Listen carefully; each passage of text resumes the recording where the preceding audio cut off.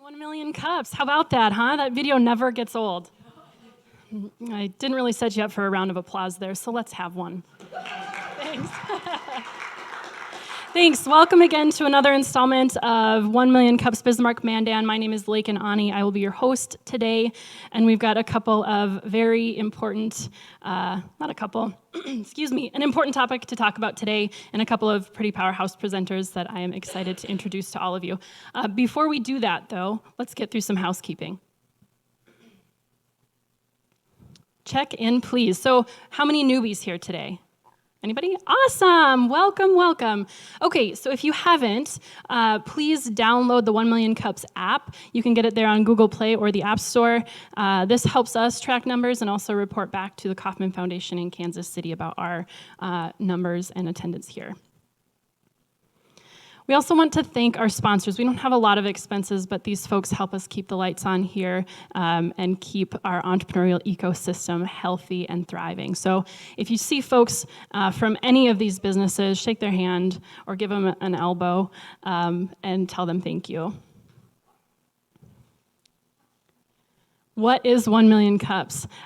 So 1 Million Cups is a free weekly program, 9 a.m. here at Dakota Stage every single week, where we offer local businesses or organizations the opportunity to pitch their idea or tell us about their mission and engage in the community for advice and feedback. What's the big takeaway here? Okay, so we ask if we can change the face of our startup community by connecting local entrepreneurs over 1 million cups of coffee, and we are well on our way. Questions. So at the end, if you're unfamiliar with our program, we'll have 2 10-ish minute presentations, and then we'll have a Q&A portion at the end. You're welcome to use this giant orange mug here to ask your questions, or if you don't want to handle the mug, you're not in person, maybe you're joining us online, feel free to use hashtag 1MCND on Twitter, or drop your question in the chat on Facebook. Also, if you're watching on YouTube, sorry, I've never done that, so I don't really know how to coach you there. It's my bad. Okay, so the first Wednesday of every month, we've implemented a live job board. Thanks, Peter. So if you or your organization have jobs that you would like to discuss, feel free to send us that information on a slide. We can add it here to the job board for you, and you can talk about it to get those spots filled with quality candidates. Community announcements. That's me. Great. Okay. So again, always lots of things happening at the North Dakota Women's Business Center. So I just want to point out these happening in, looks like March through June. Our 2 ticketed events, so the Lunch and Learn is free, Business Builders are all free, and then our 2 ticketed events, Core Women and Ladies Night with the Larks, are both, tickets are live for those, each actually $25, so you can grab those on Eventbrite or talk to me if you want more information. So fast.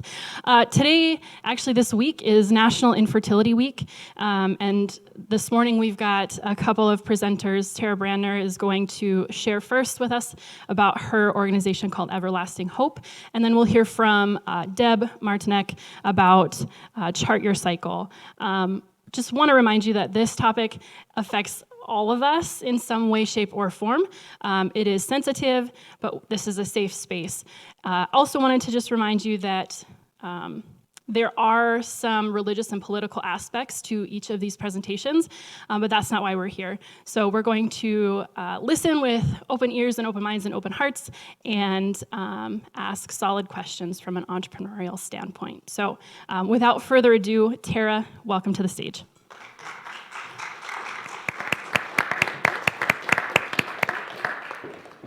Good morning, and thanks for having me. So I am Tara Brandner. I am the founder and president of Everlasting Hope. In addition, I did just start a new entrepreneurial business. I am a fertility coach as well, and I serve that nationwide. It also is going to be accepting insurance soon in North Dakota, South Dakota, and Minnesota. So I'm just getting started with that. So I'm just going to dive right in. My connection with infertility was unexpected. I had no clue this was coming my direction in life. I got married, I got my master's and doctorate degree, And I thought, okay, we'll start a family now. That's what we do, right? And it took a complete different turn. I found myself experiencing miscarriage, failed infertility cycles, and eventually leading to IVF due to, had unexplained right away as a diagnosis, finding out I had endometriosis. And so as a nurse practitioner, you find yourself in a rabbit hole and in things and Googling and searching in ways you never expected. I was alone. I did not share about any of this until after I had failed 3 medical treatments and was almost forced to share because of where I was working. So I'm a nurse practitioner in a rural community. I do call, and I had to eventually open up because I had all of these appointments that were not timed appropriately to my work schedule, and I had to share that way. So when I did share, I found out my secretary was also going through this at the same time as me and going through miscarriages, and we had not been open. So it's a very lonely place to be. That is my son, who's now 3, and I look at him every day, and he is what pushes me to do what I do. And so before Everlasting Hope even became an existence, I had some health policy background. And what that means is, as a nurse practitioner, I was very involved with nurse practitioner organizations at a state and national level. And I had received a once-in-a-lifetime opportunity to go to Washington, D.C. for a month and have a health policy fellowship for nurse practitioners. And the timing of that, if you believe in signs or any of those things, the day I had my miscarriage, I received the letter that I was going to be accepted, and I had this opportunity, and I was completing it, which would have been the due date of that baby. So insert, I have my son, I'm at home on maternity leave, and I was like, what did we just go through emotionally, physically? We had no insurance coverage. So, yep, you heard that right. There is 0 insurance coverage for infertility. If you do, and you are lucky to have some of that on your insurance plan, it is maxed out at $20,000 lifetime. It has been $20,000 lifetime since the beginning of time when insurance companies decided to add that. So I sat in my chair holding my son going, what can I do to change this? So as a constituent of District 28 in my small town, I reached out to a national company and started asking, Resolve is a national organization who hosts National Infertility Awareness Week this week.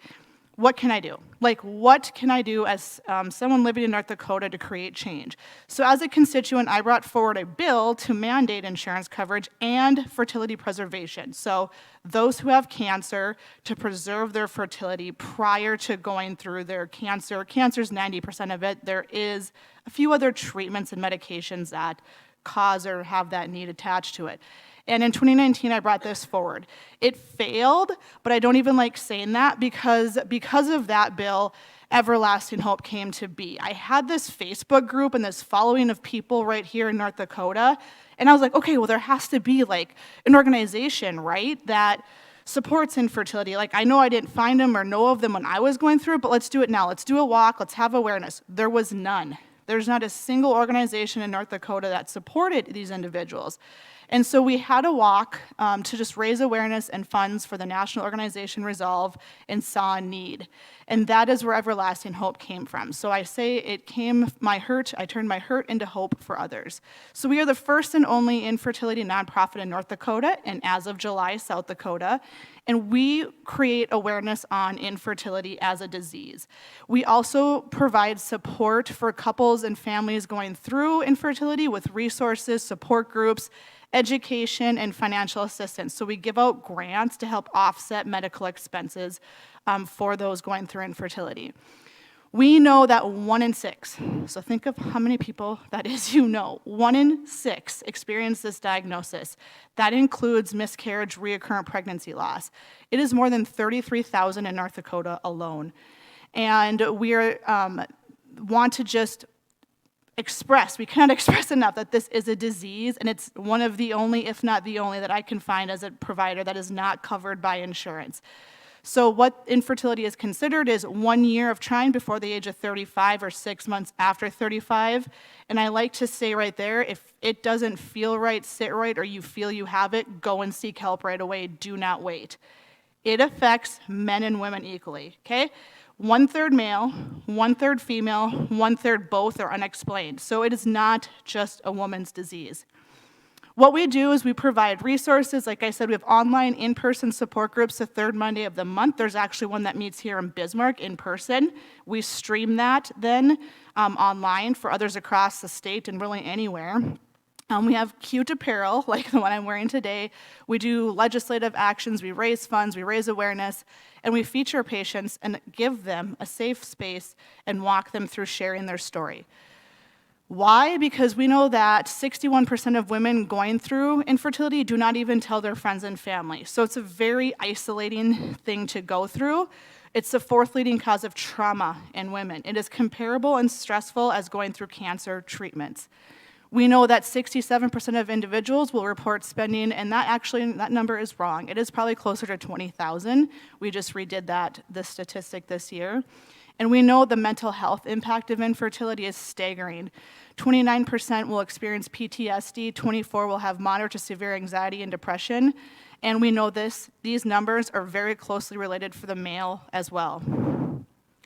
So top issues that we are experiencing in our community is just being aware, and that cost is the number one barrier to care. So really focusing on removing these barriers to care, and we'll get to this in a little bit, but how you can do that even if you don't have infertility, or if you're a business owner or you work at a company and you just feel empowered to make that change within your company, you can do that as well. We know that this is kind of an interesting thing we found out this year when reworking our numbers, but 37% of North Dakota residents are of reproductive age, and 17% of them will actually face infertility and require treatments. We also know that the average North Dakota earnings is $41,000, and the average cost of a cycle is $12,000. So it's a really big financial impact on these families, and that, like I said, that $12,000 is not even close to what most patient stories we have. They're literally spending $90,000 to $200,000 on treatment out of pocket. It's staggering. We know that there's cost savings. So one thing we like to point out, we did do some legislative again this year.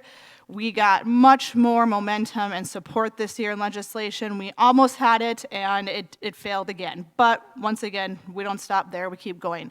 19 states have fertility laws for insurance coverage for fertility, and then 10, and I need to change that, we found out 10 states actually have it for fertility preservation, so for cancer patients.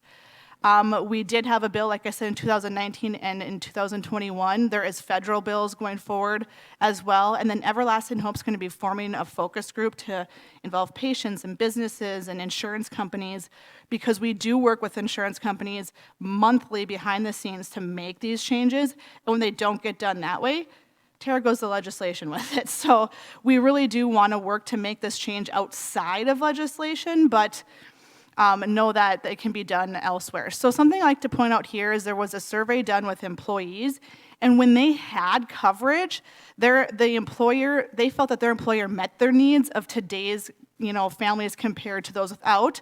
They recommended their company as a place to work at.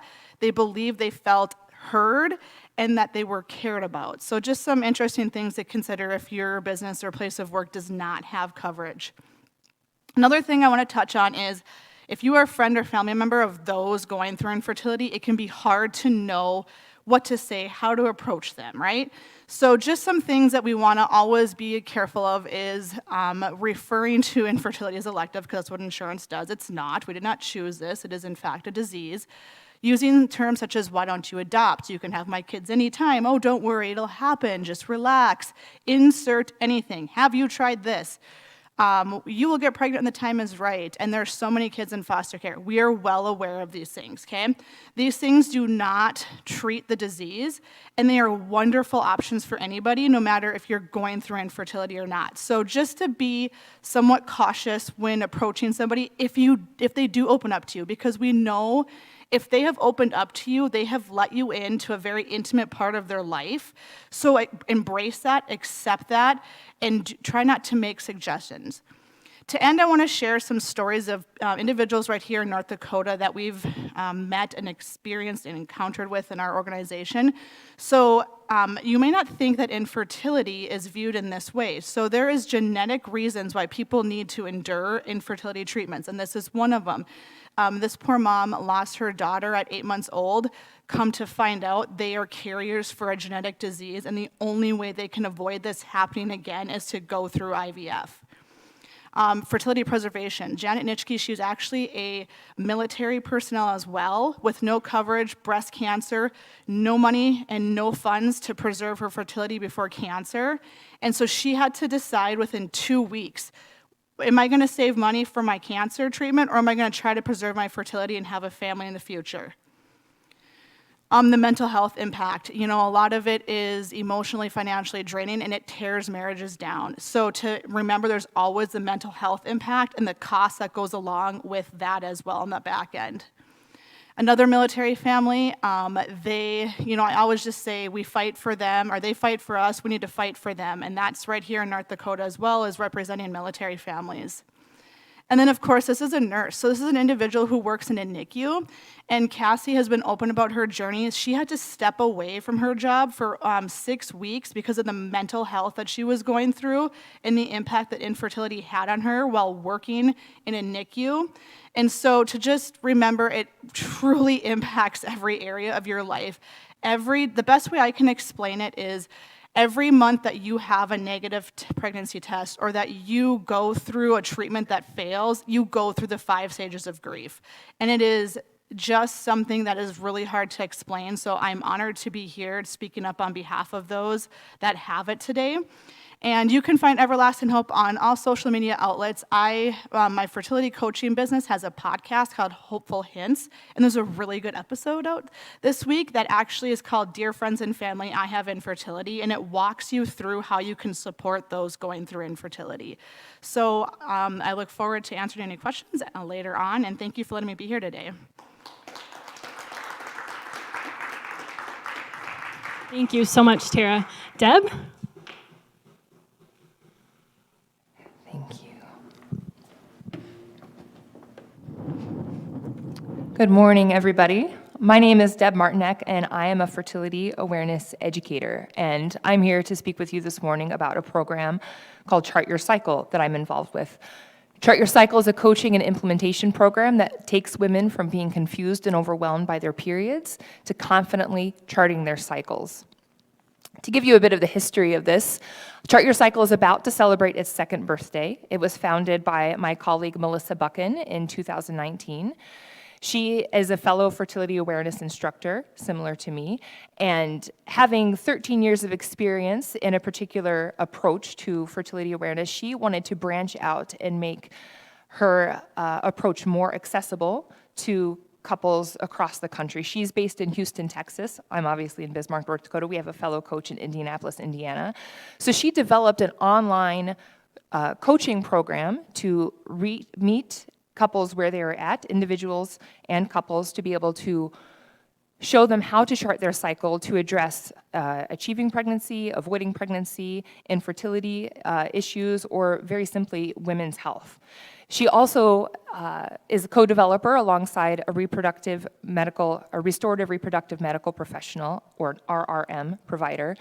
They co-developed the Chart Neo app, which is seamlessly integrated with her online coaching program. In the modules of the Chart Your Cycle program, the clients will meet Melissa, who guides them through the process of what it means to chart their cycle. And then we also offer one-on-one individualized coaching for any clients that need that service. So myself, Melissa, and Hava all serve that need for our clients. If you'll humor me for just a bit, I would like to take you back to high school biology to give you an overview of what it actually means to chart your cycle and what that looks like. So it's all about hormones. There are 4 hormones at play on any given day in the woman's cycle. The 2 primary hormones that I want to focus on are estrogen and progesterone. So at the beginning of the menstrual cycle, a few eggs are selected from the ovary to mature towards ovulation. They develop in a cyst-like structure called a follicle, and when that follicle ruptures, the cyst will release the egg in a process called ovulation. This is a pre-ovulatory phase. The predominant hormone is estrogen. That's what's communicating to the body to allow this process to happen. After ovulation occurs, we have the post-ovulatory phase, where the cyst-like structure that had helped the egg to mature in the follicle now turns into a corpus luteum. The hormone predominant of which is progesterone, which helps the cells of the uterus to either prepare for a pregnancy or to continue the cycle again in sloughing the lining of the uterine tissue in the process called menses. Now, what this looks like in a charting example is the overlay of what our app and our program offers for couples to chart. We have over here the beginning of the menstrual cycle. And this follows along with the hormonal shifts and fluctuations that the woman will experience in her cycle. The estrogen, when this is increasing in the woman's body, that hormone is communicating to crypts in the cervix, an organ of the woman, to produce a bodily fluid that we call mucus. This mucus is then observed when going to the bathroom. It's discharged through the vagina, and a woman can make an observation.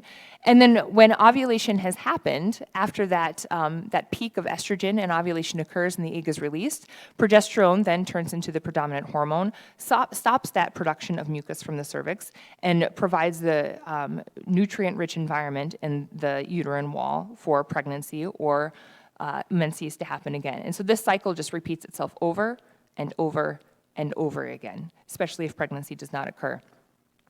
Friends, this is one of Mother Nature's best kept secrets. And a woman can have a deeper insight into what is going on into her body, and the people around her, especially her significant other, fiance, husband, can have a better idea of what's going on as well. He'll even begin to see a pattern emerge based on what is presented in the information in her chart.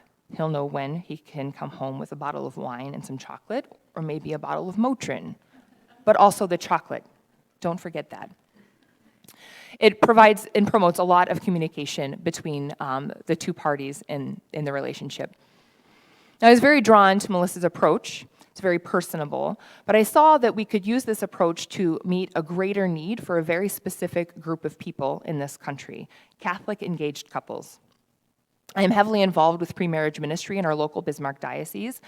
My husband and I help lead a team that leads pre-marriage weekends throughout the year for engaged couples preparing for marriage in the Catholic Church in our diocese. I've also, with my own charting instructing experience over the last 7+ years, have taught countless couples how to effectively and confidently navigate their cycle and to be able to interpret that data effectively and confidently to either achieve or avoid pregnancy based on what their intentions are. And Melissa's program is a really great foundation to be able to kind of hitch my additional approach onto what is already provided. And so that leads me to Chart Your Cycle Engaged, an additional component of what is offered in Melissa's program. What Chart Your Cycle Engaged offers is premarital coaching and fertility awareness to engaged couples so that they can have evidence-based skills and strategies for building a successful and fulfilling marriage. Let me back up just a bit to identify for you what is already included in the Chart Your Cycle program. So what's offered is a Chart Your Cycles foundation course where the couples are brought through basics of female anatomy and physiology, the charting habit, and the 5 micro changes that a woman can incorporate into her lifestyle to make this happen effectively in her daily life. It also provides a 1-year subscription to the Chart Neo app. It's one-on-one chart evaluation coaching sessions and a secure messaging center for confidential charting support that is HIPAA compliant. Within the Chart Your Cycles Foundation course, there are the 3 self-paced modules. The 4th module is what I'm developing. It's in progress. I like to call it Theology of the Body 101. This is in reference to a series of reflections that Pope John Paul II gave on human love and sexuality back in the 1980s, so that we can have a deeper understanding of what that means. And then there's additionally supplemental lessons and a course workbook for the couples to go through and integrating their internalization of what is presented to them. While we have not yet released this module for the pre-marriage couples, we get testimonials like this from our clients. If you're looking for a safe, drug-free way to track your fertility and improve your marriage, then this is it. We help foster a lot of those components in a marital relationship with communication, understanding your fertility, and being able to integrate those two together. We have 3 subscription options at this current level. Our CYC Connect experience is about creating intentional connection and doing the things that will help you foster a lifestyle of incorporating charting into your everyday life. This is a $32 per month and a $175 enrollment fee. Our next level, which is probably our most popular, is CYC Confidence. In addition to what CYC Connect offers, it also includes individualized, personalized, one-on-one monthly coaching calls with our couples. And then lastly, we have our CYC Integrative Health Coaching. So Melissa is a certified integrative health coach specialist, and so this is an opportunity for her to meet all the other options available through the previous subscription models, but to be able to meet bi-weekly with our clients for integrative health coaching. Now, with the theology of the body module that I would like to present, there is a governing body, a quasi-governing body called the United States Conference of Catholic Bishops, or USCCB for short, in this country. And they have particular requirements or standards that they would like all 176 dioceses in the United States to be able to abide by when it comes to incorporating fertility awareness into their marriage preparation. But to date, only 17 out of the 176 dioceses actually offer and meet the standard for incorporating theology of the body into marital preparation. My hope is that with this module, once we're approved, we're going to be able to bridge that gap and provide compliance for the remaining 159 dioceses in this country. Our goal is to submit the module to the USCCB by July 1st, 2021, and we anticipate the approval process to take between 2 and 3 months.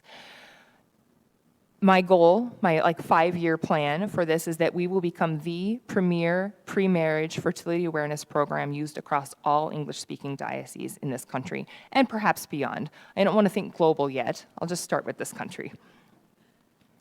Some obstacles that we face with this is the question, do we do this as a standalone product? Do we offer it uniquely alongside our subscription models? This is a struggle that we've encountered over the last couple of years, finding the best payment model for what we're offering in general, so we're always open to suggestions for that. Resistance to a new program.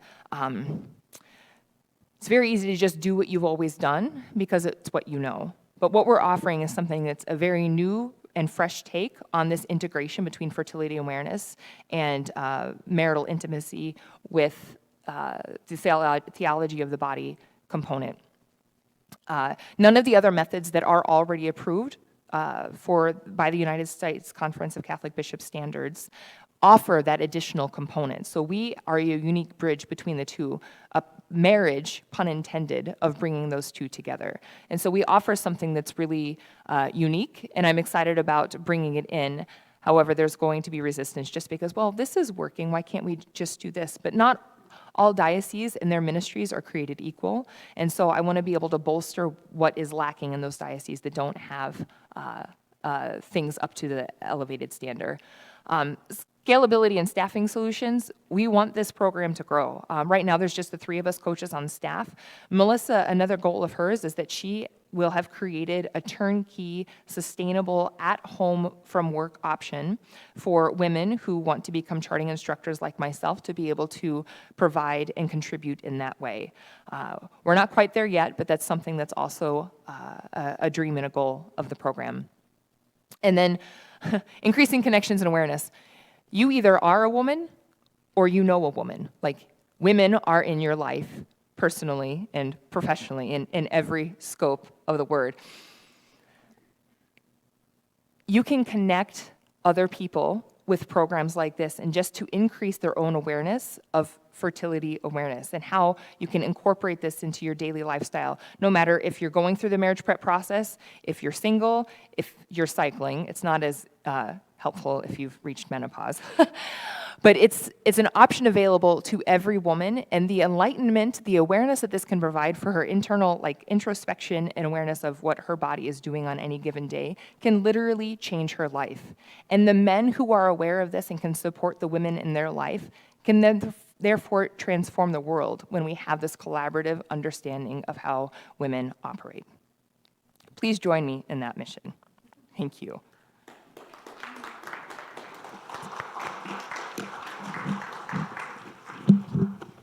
Thanks, ladies. I'm going to get rid of all of the goodies in my hands here and move the chair off the stage.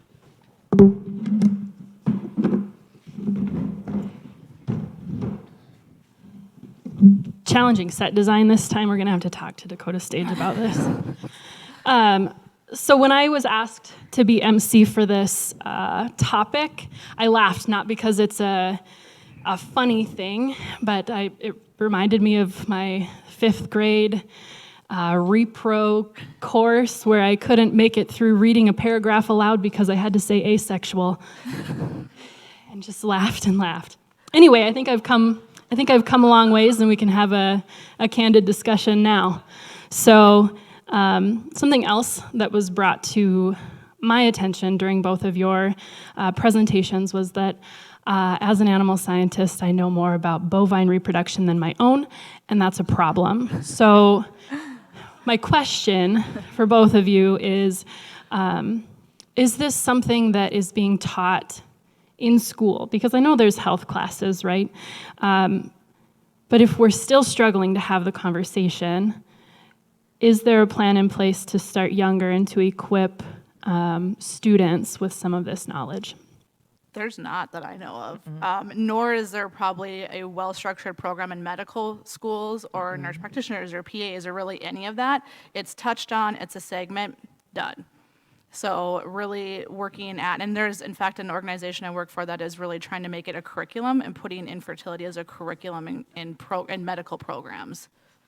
And I know of several other professionals in this space who have created more of a high school or a junior high approach to be able to offer education for mothers and daughters, both, so that they can have that, but there's nothing that has been standardized really across the board as an introduction into basic biology. Go ahead, Evan. We got Mike? Yeah, there we go.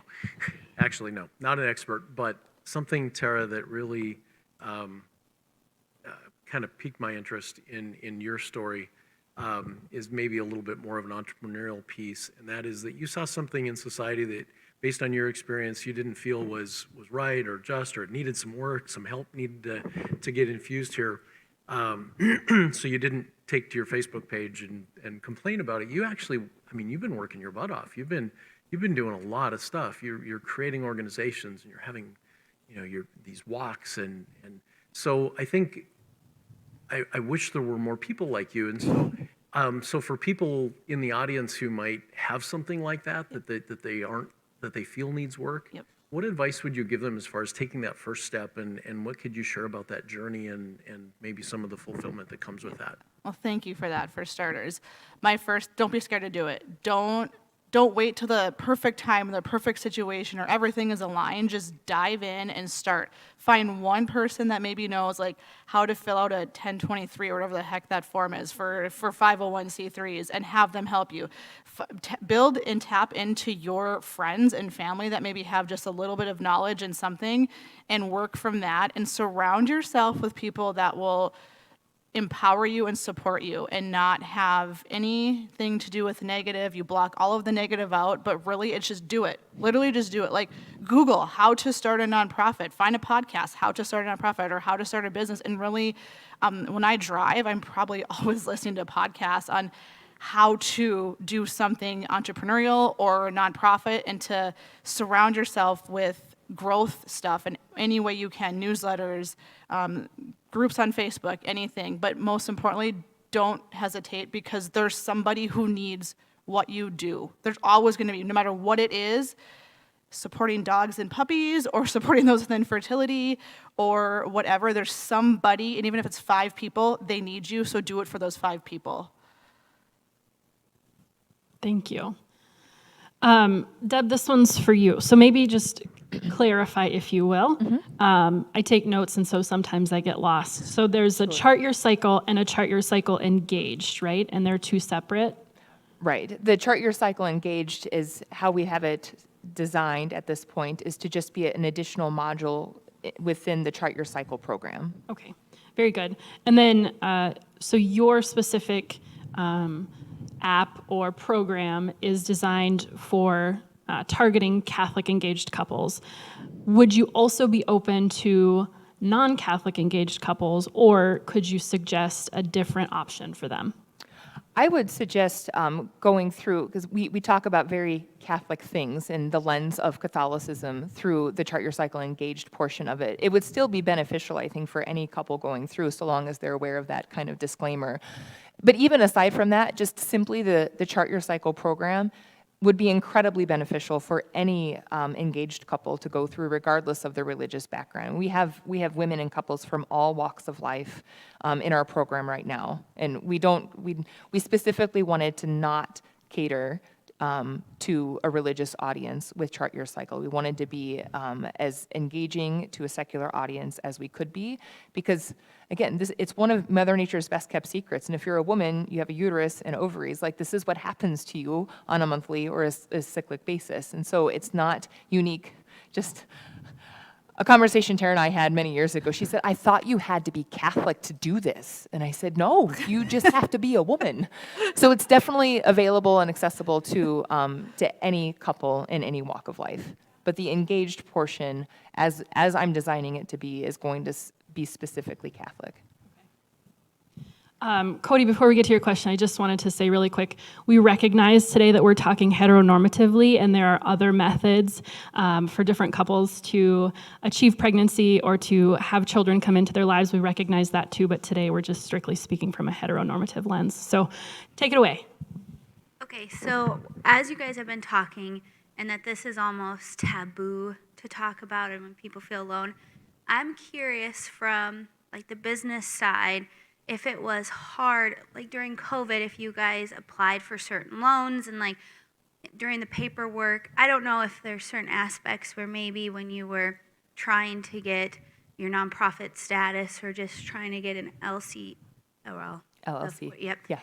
If there was obstacles where maybe the people who would be the state or whoever may be granting you that if they didn't understand what you're talking about, I guess, or like if it's so taboo and kind of if you're having trouble getting things passed in legislature, like how was that? Did you have to apply for any loans? Did COVID affect your guys' businesses? What was the troubles that maybe you had to get the banks and the state to approve your businesses? I did not. I just think it's extremely long, how long the federal government makes you wait to get approved as a 501c3. It was probably 6 months. I had the paperwork done in like 1 month, but waited 6+ months to get approved. And from the, I have an LLC and a PLLC, and it was quick. They just wanted to, you just have to get your license stuff in and get that approved. I found no delays in that. I won't even go down the road of what happened in legislation and what I encountered there with the thought process and just a lack of knowledge and education and perceive things that happened there. But I didn't have any delays with paperwork or anything with COVID. There was delays in treatments. A lot of it, they closed clinics down during COVID.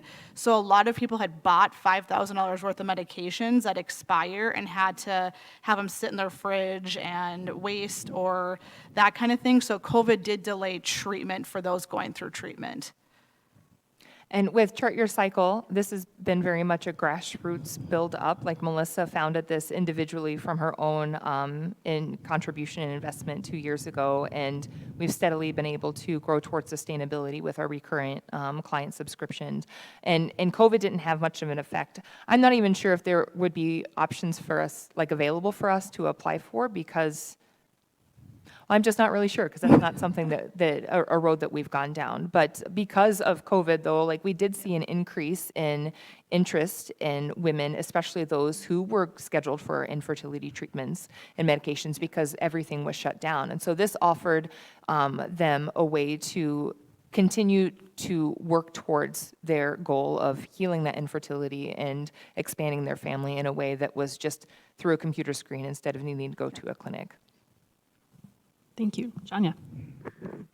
So for both of you, awareness is absolutely huge, and also given the topic. But even without that topic, it's just really hard to get the word out. So I would love to hear both of you, your strategies for kind of building and creating that awareness.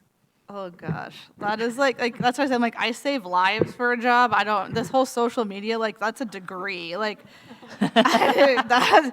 Oh, like I finally have a volunteer who helps with social media, but I actually found a nonprofit specific person who teaches really how to like grow your nonprofit, but specifically as well for social media.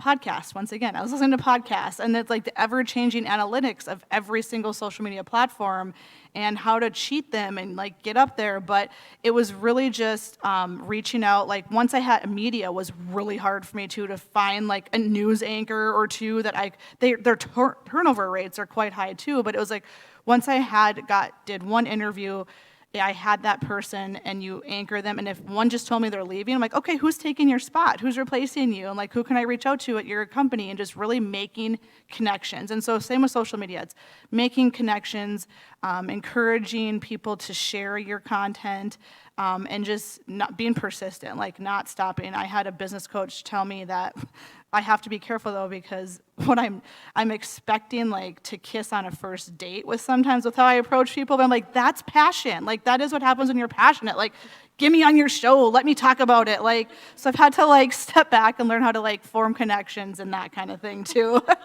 Well, it's not how I am in real life, but it's how I am when it comes to infertility. I'm so passionate that it just comes out so strongly sometimes. And I agree completely with the networking. Melissa, Hava, and I are all part of a kind of a grander mastermind group with focus on spreading fertility awareness throughout the country. Like our mentor, it is her goal to like transform women's health in her lifetime. And so making those connections, and she's got a wonderful platform. She's led several online summits over the last couple of years that we've been able to kind of just tag along with and make our program known through those avenues. And then Melissa has also developed an extensive network of restorative reproductive medical providers throughout the country that, you know, and that percentage of physicians is very, very small that have this more specific approach. And so they're aware of the work that she does. And so if they have a patient that comes in and they're like, this is something that we think could benefit you, then they'll put us in touch. And so it's just networking. And Melissa does a lot of podcasts and interviews and things like that too. Social media is not something that I'm good at, nor do I really want to get into that. But I'm happy to network in other ways. You know, we're trying to just improve our own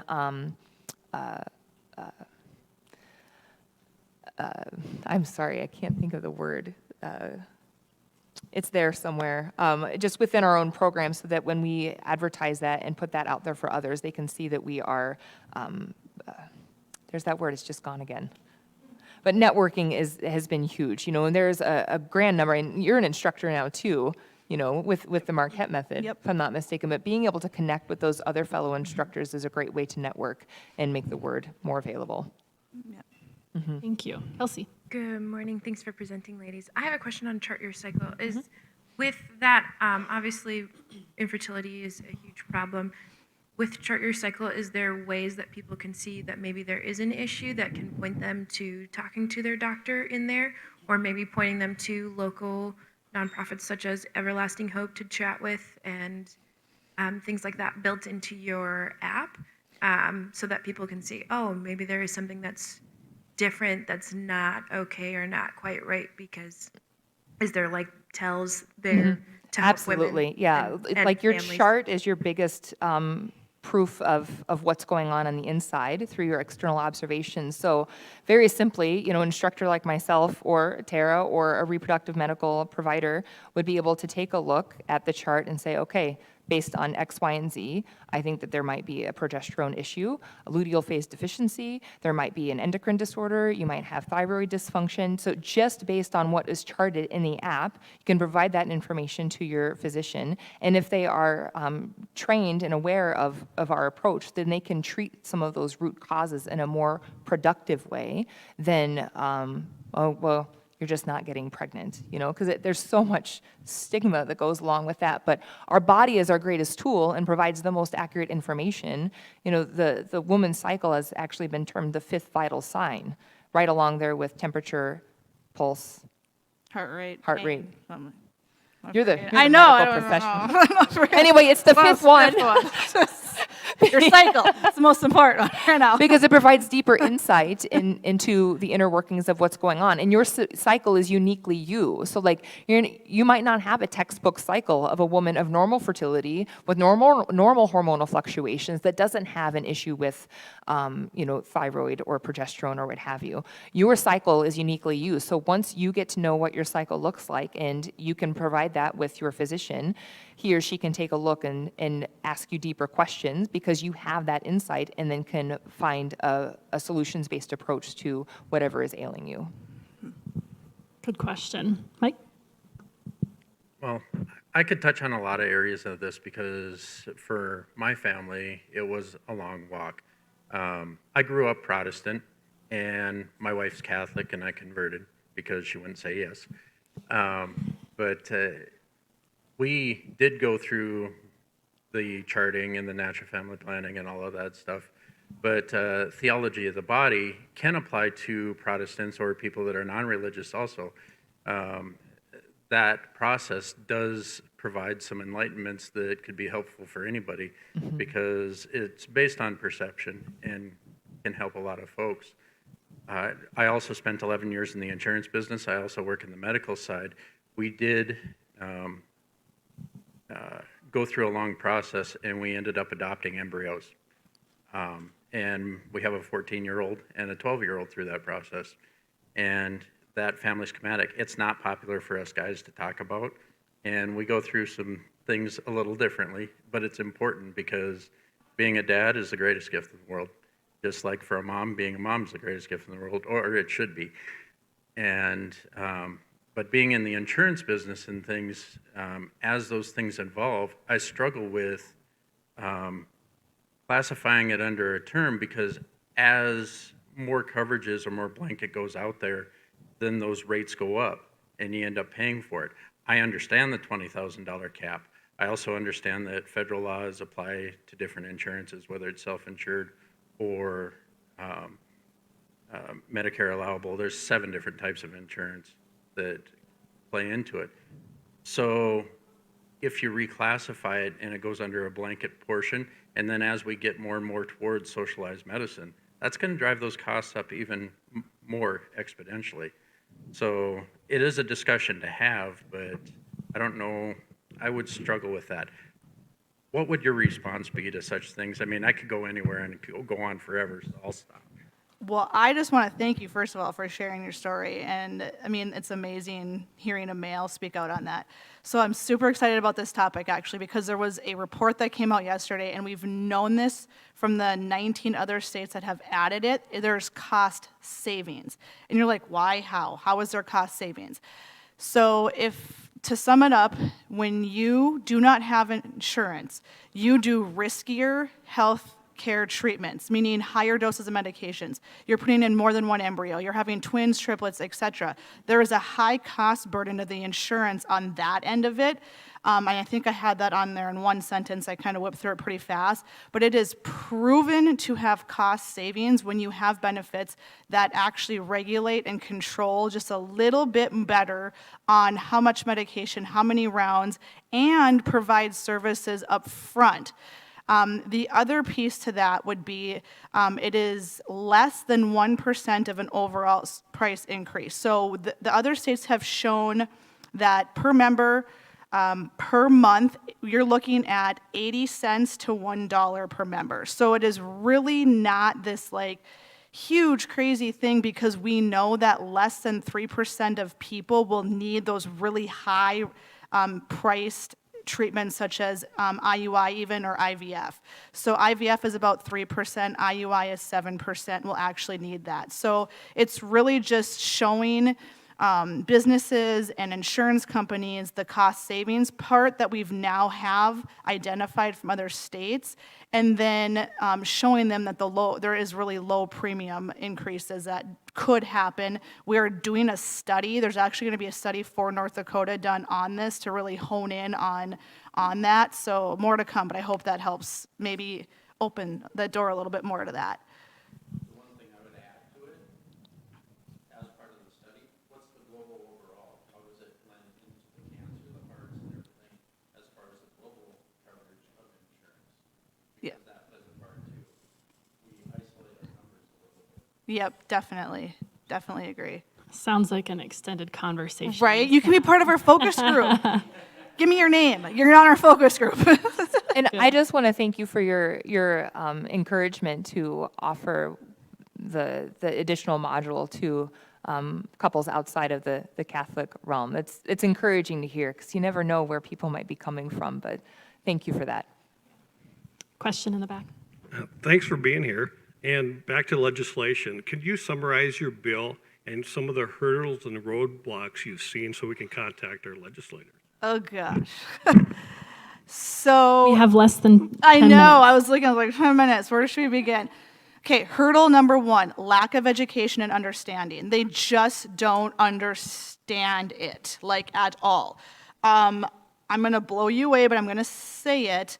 When constituents reached out to their legislators this year, the comments that they were fed back with were extremely sad. Of course, there was just adopt, but we know adoption is $20, $30, $50, $80,000 too, so that's not an answer. We have a lot of religious mix in with that, which we should, when we are legislators, I believe, separate some of that. And then just the cost piece of it to really hone in on that. But it was really inspiring to see the power that constituents have. So the day before it went to the House floor, and this is, I hope I can empower you guys in any way to walk out with, no matter what your issue is, or your passion is, to reach out to your legislators. You voted them in, they work for you. So to reach out, the night before our bill went, we flipped over 8 legislators in 8 hours from no's to yes, because they heard from their district constituents. And so what they did, we prepped those individuals to share their story, but to shine a light, and we gave them the data to hopefully just push them over the edge to show that cost savings, show what infertility really is, and then help navigate their story as well. So just the power that you have as a constituent to your legislator on whatever issue it is that you're seeing in your everyday life or your workplace. Great question. Thank you. We don't have a whole lot of time left, but I wanted to go back. Mike brought up an interesting point, I think, from the male perspective. So could both of you offer maybe some insight on your experience working with the men in this equation and maybe what support there is for them? So we have a support, which is only a few members in it, but our support groups are for not just the female, but for the couple and or just the male to attend. So that third Monday of the month, we have a Facebook support group strictly for men. And the one thing I want people to walk away always remember is if you are going into the medical setting and being tested, your male counterpart should be with you on day one. That male needs to be tested on day one because we know he's half of the equation for starters, and he's 1/3 of the reason why we may have infertility. Whether it's both of you or one of you, we need to just be really push your provider to get him tested on day one too. So to also know that there's many other support resources out there that we host that will bring the couple together to make these decisions and choices together, and to really encourage them to keep that communication line open at all times, because it is really hard on marriages. So to just shine a light on that, to know you're not alone. If you're listening and you've had just you as a male individually, know that we're here for you too, but as a couple, to keep that marriage strong and together when going through infertility too.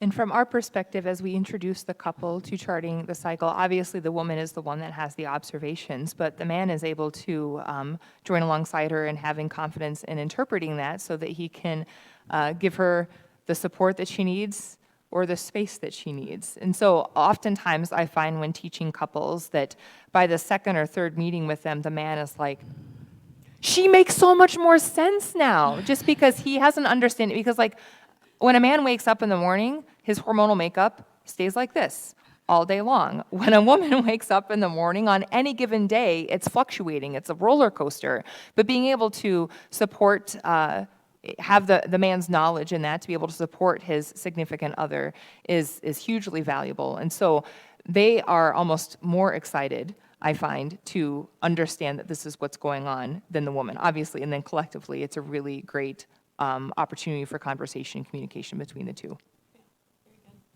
Okay, so we are out of time, but we always ask the same last question. Evan, will you take it away? I would. Tara and Deb, thanks so much for being here today. Really appreciate it.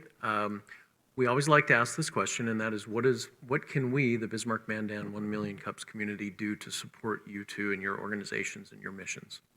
I would love to continue breaking down the stigma that exists around infertility and the conversations we have with those that have it, but most importantly too, considering in your place of work, looking at adding these benefits and just having open conversations with us or employees within your system to really consider removing that number one barrier to care, which is cost. And as I mentioned at the end of my presentation, you're either a woman or you know a woman. So encouraging them to increase their awareness of how they could chart their own cycle and have that impact in their own life can be invaluable to not only them as an individual, but on all of their close relationships and eventually the world. Excellent. Thanks for being here. Let's give them a round of applause. Thank you.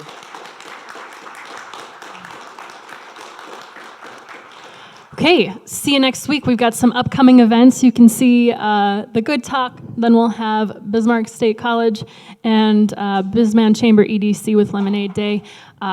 Stay tuned with us. Follow us on Facebook. Chat with us afterwards. If you want to apply to present, go to 1 Million Cups Bismarck Mandan. Fill out the application there, and we'll get you up on stage. All right. Thanks for coming, everybody. Have a great week.